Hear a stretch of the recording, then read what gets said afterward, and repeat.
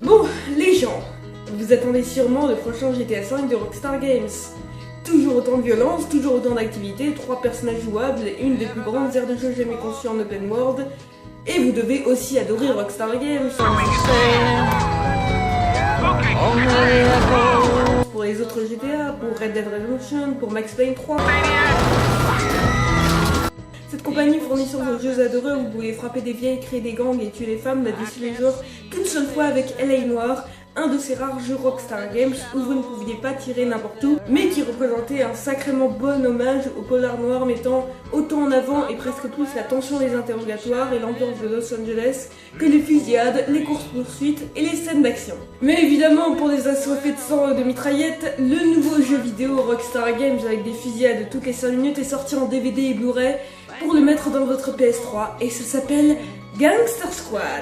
Des environnements des années 50 reconstitués en open world total, des fusillades tout le temps, encore plus fort que GTA V, 7 personnages jouables avec plus ou moins de ratage par Josh Brolin, Ryan Gosling, Anthony Mackie, Giovanni Ribisi et Sean Penn qui fait n'importe quoi. Remarquez la qualité de la modélisation, à part pour lui, les développeurs ont pas su animer plus de 2 expressions faciales. Encore plus fort que Max Payne 3, le film vous fait vivre des moments incroyables de fusillades au ralenti, inutilement disposés. Encore plus fort que GTA, vous pouvez faire exploser les voitures dans un bordel sans nom. Encore plus fort que Red Dead Redemption, vous pouvez... Attendez, ça n'a absolument rien à voir avec un film de gangster. D'ailleurs, celui qui a conçu ce jeu a déjà développé Dead Rising 4, qui était génial, et 30 minutes maximum, Saints Row 6, de toute façon c'était un jeu de merde. Et donc aujourd'hui, je vais vous parler de ce jeu vidéo, sorti en DVD par le développeur de Rockstar Games, et par le créateur de Dead Rising 4 et... Bon, cette blague n'a plus aucun sens. Raccourci de script! Alors oui, bien sûr que Gangster Squad c'est pas un jeu vidéo, bien sûr que son réalisateur Ruben Fleischer ne fait pas des jeux vidéo, mais a fait l'excellent film Bienvenue à Zombieland, et ça.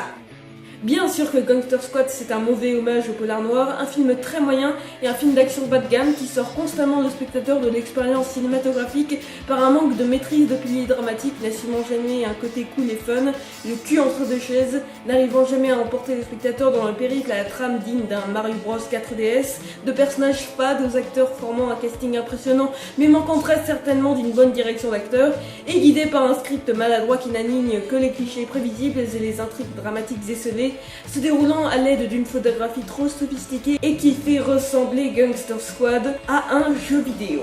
Mais c'est incroyable, toutes les pièces s'assemblent, c'est magnifique! Et nous allons donc analyser de bout en bout pourquoi ce film est un canard sans pattes qui n'arrive jamais vraiment à marcher. En même temps, il n'a pas de pattes. Merci de ton intervention dans la vidéo, tu es très utile. Et a déclenché une alchimie ni dans le fun, ni dans le sérieux, ni dans le dramatique, ni dans l'action. Et ni dans le délire de Sean Penn. Espèce de sale Père Noël. Bienvenue dans ce 9e Cinexpress.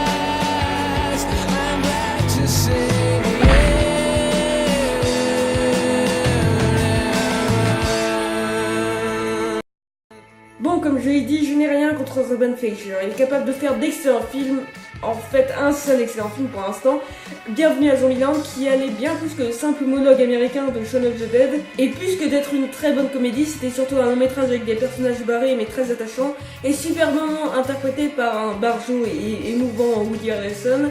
Jesse Eisenberg qui reprendra dans 30 minutes maximum, qui contrairement à son titre était au minimum du talent comique du réalisateur.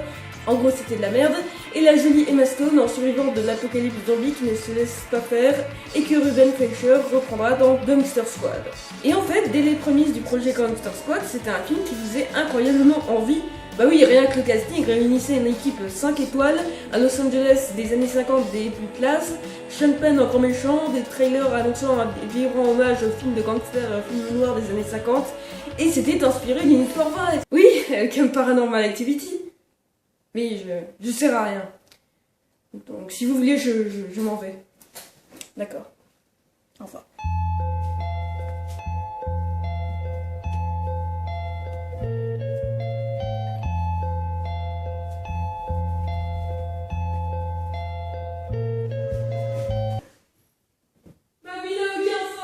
Et évidemment, ce qui résulte de tout cela est très moyen, c'est au final un film d'action basique qui ressemble plus à Commando qu'aux Incorruptibles.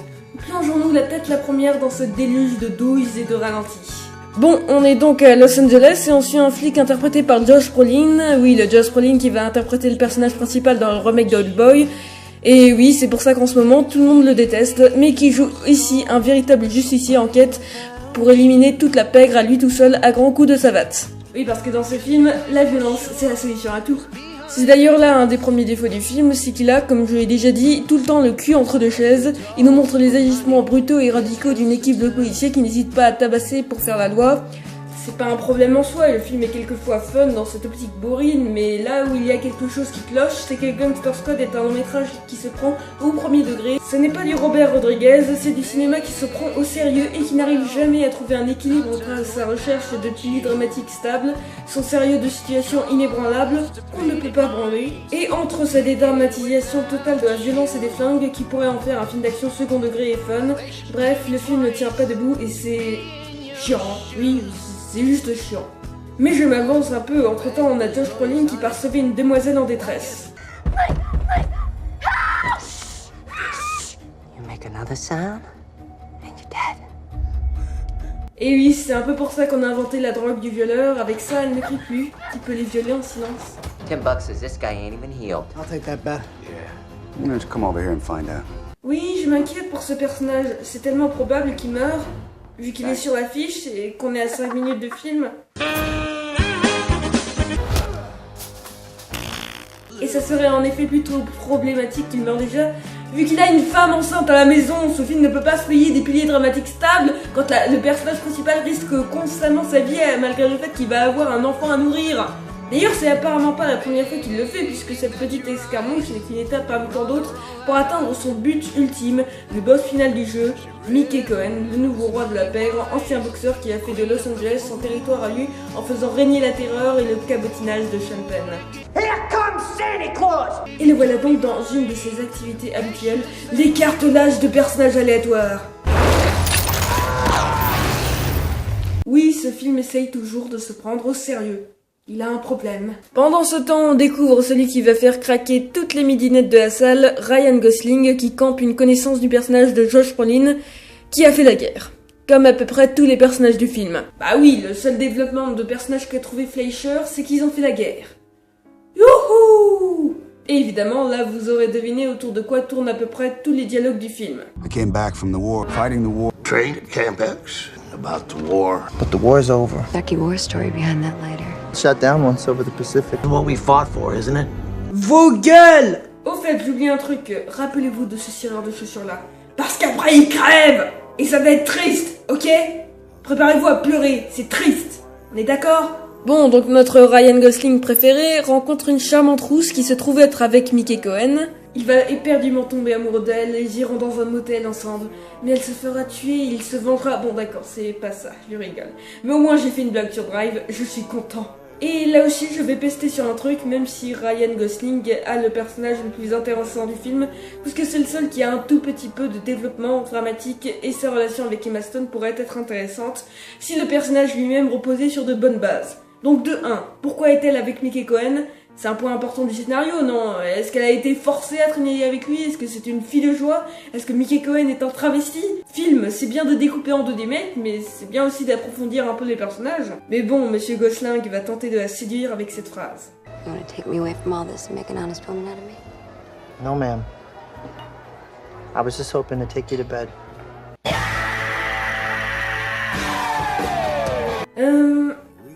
Attendez, je vais juste faire un petit test. We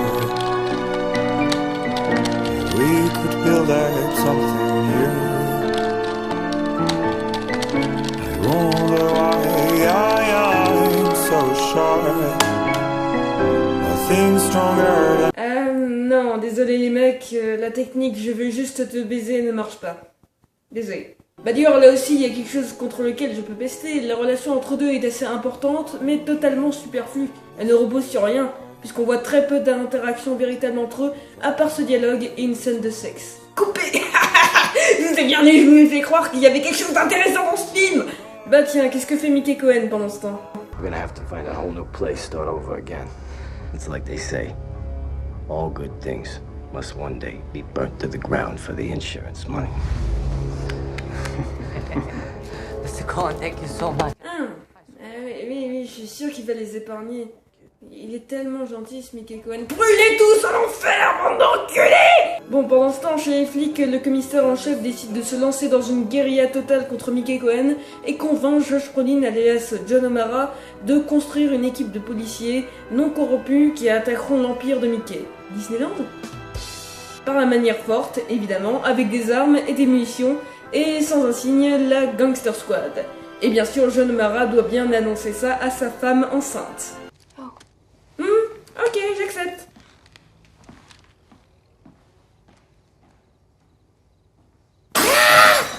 Mais bon, sa colère ne dure pas longtemps vu qu'une scène plus tard, elle conseille elle-même à son mari quels hommes embaucher dans l'équipe. Si tu veux te débarrasser de lui, le divorce c'est pas mal aussi. C'est pratique. Bref, la scène qui suit nous présente donc chaque membre du groupe et donc tout le casting, dont Ryan Gosling alias Jerry Waters, qui n'accepte pas tout de suite. Et là, ça me permet de parler des acteurs. Il manque clairement d'une bonne direction de la part de Ruben Fleischer, et que font les acteurs quand ils ne sont pas bien dirigés? Josh Brolin se contente de faire la même trogne pendant plus de 2 heures de film, Ryan Gosling recycle des mimiques d'un peu partout dans sa filmographie, et Sean Penn, il fait un peu ce qu'il veut. C'est-à-dire n'importe quoi. En fait, il cabotine totalement, et comme l'a dit un grand homme, il cabotine encore plus que le chien du film. Et là, c'est encore une chose qui nous sort constamment de l'expérience cinématographique que veut nous donner Gangster Squad. Un tel amas de clichés de gangsters et une telle exagération presque comique de la part de Sean Penn nous met un sérieux décalage dans un film au premier degré, et c'est ce décalage qui nous sort du film à chaque fois. Because this is my destiny. Los Angeles is my fucking destiny, motherfucker. You're all a bunch of fucking assholes. Au fait, si vous vous demandiez comment le tireur de chaussures va mourir... c'est pas drôle. C'est vraiment triste. Go. All right. Go now. Okay.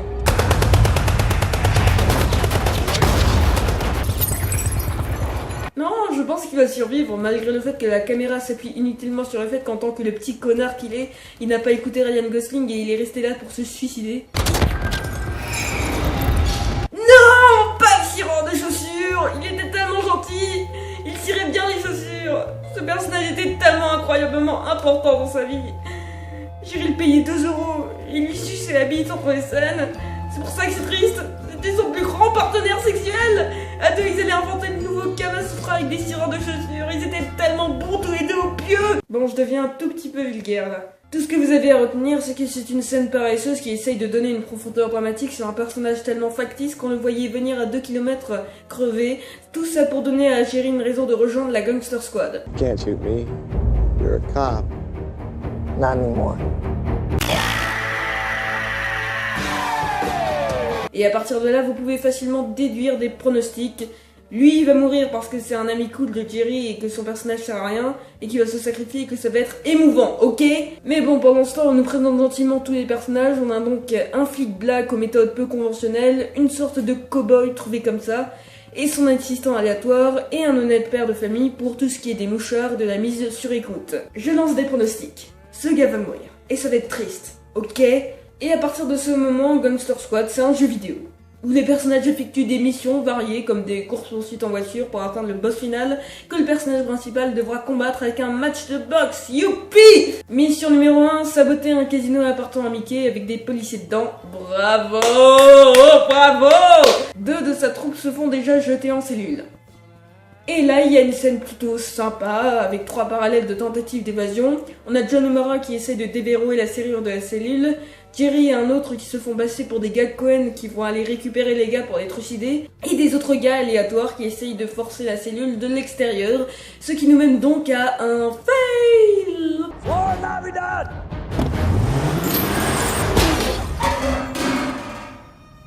That didn't work. Et une scène de baston stylisée.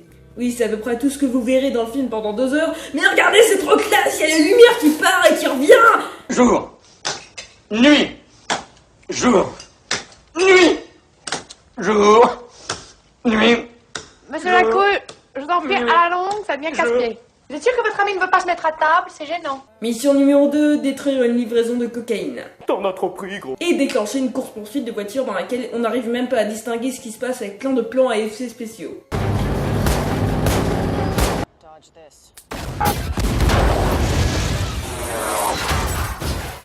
You're retired.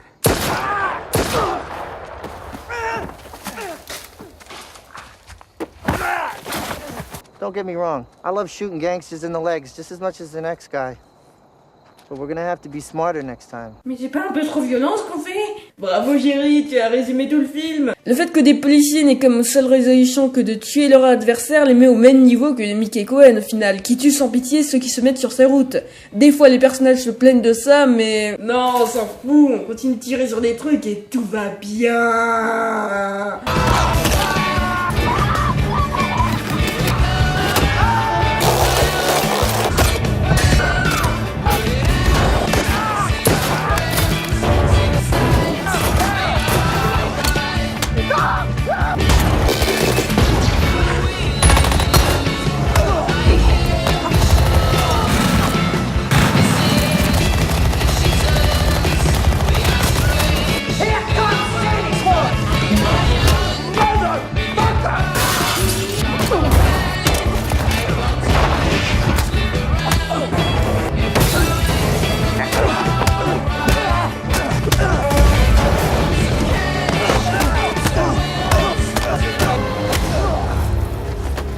La violence, résolution de tous vos conflits depuis 1789. Bref. Mission numéro 3, mettre un mouchard dans la maison de Mickey Cohen pour entendre tout ce qu'il dit. J'ai bien dit tout ce qu'il dit. On en reparle plus tard de toute façon. Au fait, entre-temps, on avait une scène où les mecs s'entraînaient à tirer et on a notre cowboy qui fait des trucs cool, comme d'habitude, et qui apprend une chose essentielle à son assistant aléatoire. Don't shoot where it is, son. Shoot where it's gonna be. Bon, comme le fossoyeur de film, je hais ce cliché. Oui, vous savez, ce petit élément de dialogue qui sera en fait très très important dans le climax final. Remember, not where the son bitch is, goddammit. Where it's gonna be. C'est une de ces choses entre clichés et autres qui rendent ce film extrêmement prévisible, et prévoir à l'avance ce qui va se passer, c'est aussi ce qui nous sort de l'expérience cinématographique. Et en fait, ce procédé peut être bon s'il est utilisé avec subtilité. Et la subtilité, c'est justement ce qui manque abondamment dans un film qui ne sait rien doser. Pour prendre un exemple de ce procédé bien utilisé, prenons Die Hard premier du nom. Oui, comparons l'incomparable.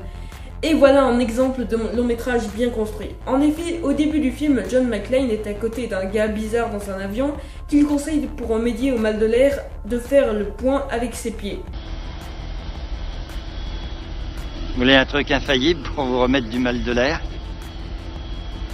Dès que vous arrivez à destination, vous ôtez vos chaussures, vos chaussettes, et vous faites les 100 pas, sur la moquette de préférence, et vous faites le point avec vos orteils.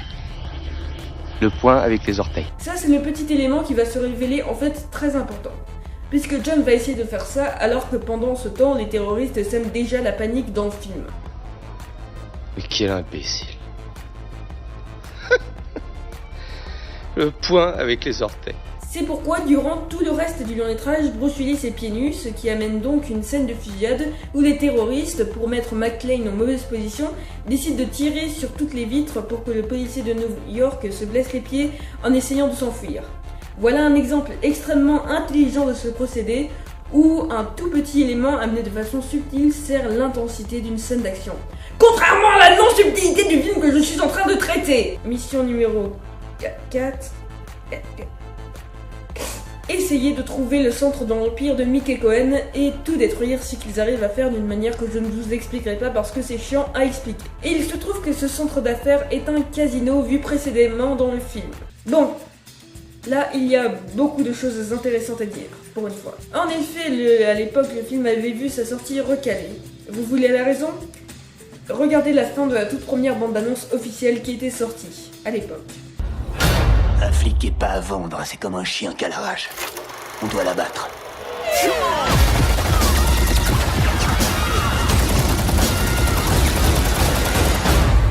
La scène que vous avez vue à la toute fin était justement censée être une des séquences centrales du film, et en fait le centre des affaires de Mickey Cohen était au départ censé se trouver dans un cinéma, et on assistait à un massacre dans une salle. Le problème étant qu'en pleine promotion du film, il y a eu la fusillade d'Aurora perpétrée par un taré qui a tué une douzaine de personnes sans raison pendant une projection de The Dark Knight Rises.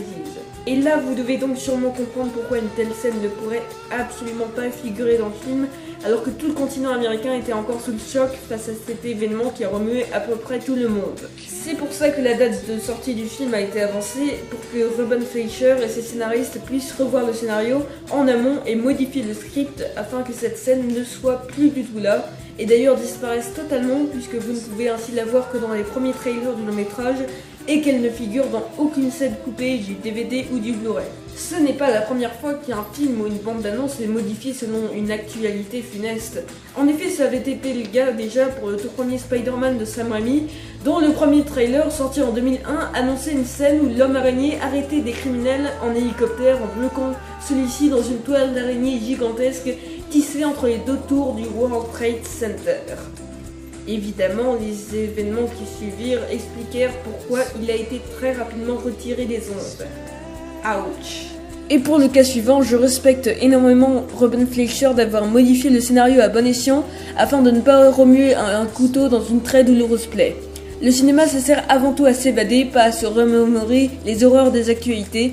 Le cinéma a donc été remplacé, le montage final garde certains plans de la scène originale, mais cette fois-ci la fusillade n'est pas une tirée sans nom, mais un simple échange de coups de feu pour tuer les méchants. Néanmoins, cette scène retirée du film, en fait, elle en dit aussi beaucoup sur le problème principal du long-métrage. Un film avec des bons piliers dramatiques ne peut pas vous montrer une scène où des personnages tirent dans une foule en tuant sans aucune pitié ou distinction. Dans la forme, c'est cool, c'est classe, c'est stylisé, mais dans un film qui essaie de nous attacher à des personnages, de nous plonger dans une intrigue sérieuse et sans aucune véritable envolée tarantinesque, c'est tout simplement trop nuancé pour soit prendre son pied, soit être vraiment ému ou emporté par l'histoire et les personnages. Et tiens, puisqu'on parle de Tarantino, quand je vous parle de tuerie dans un cinéma, vous devez aussi penser à Inglourious Basterds, un autre film qui comportait une fusillade de masse pendant une production. Au final, ce genre de choses nous font quand même réfléchir sur l'influence de la réalité sur le 7e art. Serons-nous ainsi capables de prendre vraiment du plaisir devant cette scène de fin dantesque du film de QT, quand on se remet en tête la réalité qui a vu passer un fait très similaire? Néanmoins, la raison pour laquelle la scène marchait dans Inglourious Basterds, c'était parce que le film était entièrement au second degré tout en se prenant en sérieux. Gangster Squad par contre, c'est un film au premier degré qui essaye de temps à autre d'être cool et fun, mais il n'y arrive justement pas. Si l'un marche, ce ne sera peut-être pas le cas pour l'inverse. C'est à peu près ce que vous devez retenir. J'ai passé beaucoup de temps sur ce point, mais c'était un sujet que j'ai trouvé très important à traiter et intéressant. Vous pourrez vous-même donner votre avis sur celui-ci. Et j'imagine qu'on peut maintenant revenir à la review, même si j'ai plus grand chose à dire maintenant. À part définitivement finir le film, faire des blagues. Tout ça. Vous êtes maintenant baigné d'intelligence. Bon, après cette grande action, Mickey Cohen se rend compte que ceux qui ont fait ça n'ont pris aucun argent et en déduit que ce sont des flics. Et donc il est mis sur écoute depuis tout le temps. The cops. Chief Parker put him up to it. Somebody pitched to him. Tu as le pouvoir de la déduction.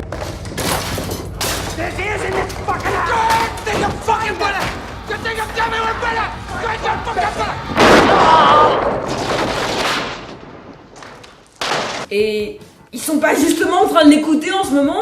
Est-ce que le mec est en train de dormir avec son casque sur lui là?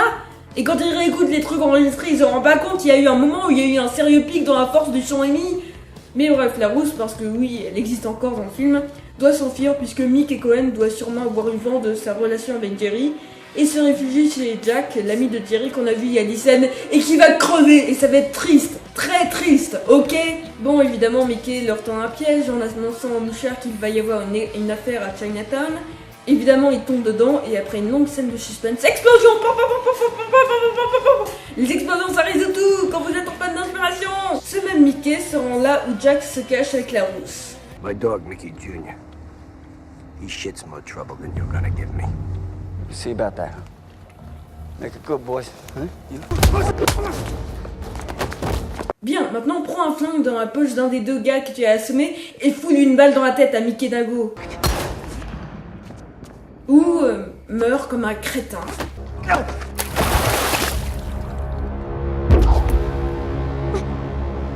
Bien fait pour toi.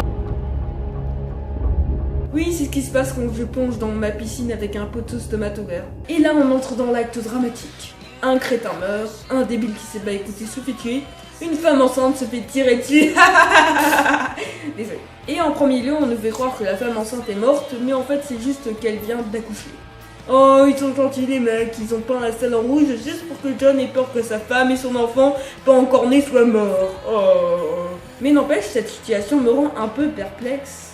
C'est les policiers qui l'ont fait accoucher?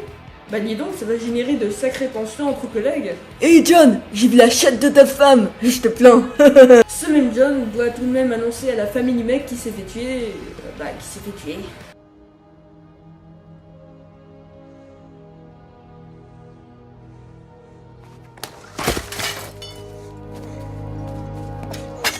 Waouh, il n'aime vraiment pas le cyclisme, à ce que je vois. Bon, face au massacre, le commissaire en chef doit se retirer, mais ils ont encore le temps pour une dernière intervention, pour le climax, et il se trouve qu'ils peuvent avoir un mandat contre Mickey pour le meurtre de Jack. Bon, je vais résumer rapidement la scène. Fusillade, ralenti, Père Noël, bref, subtilité. Here comes Santa Claus! Le film se finit donc sur un match de boxe. Oui, et tout se finit bien. La Gangster Squad a gagné, même si ceux qui la composent restent des héros de l'ombre. Jerry finit avec la rousse et John vit tranquillement avec sa femme aimée, son enfant et son unique expression faciale. There's some good in everybody. We're just made that way. Good morning, oh miserable. Ah, quel film fade. Ok, c'est sympa à voir, mais ça consiste en gros à des fusillades et à des explosions. Au niveau esthétique, c'est moche et trop sombre. Au niveau acteur, c'est mal dirigé. Et au niveau défaut, c'est un défilé. Bref, vous pouvez prendre plaisir à le regarder, mais c'est un film d'action horriblement bas de gamme et prévisible. Bon, merci d'avoir regardé cette longue vidéo. On se retrouve soit pour un second Underground Movies, soit pour un méga épisode de Cinexpress pour le 10e numéro. Ciao. Only the shadows of their eyes.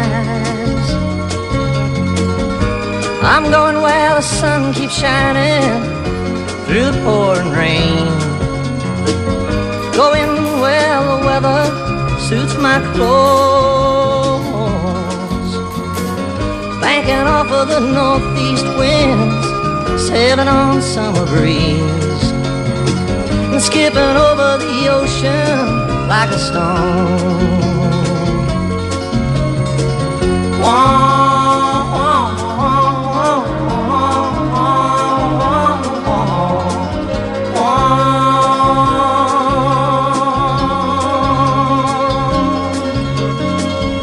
I'm going where the sun keeps shining. Here comes Santa Claus! C'est la belle nuit de Noël, la neige étend son manteau blanc et les yeux levés vers le ciel à genoux.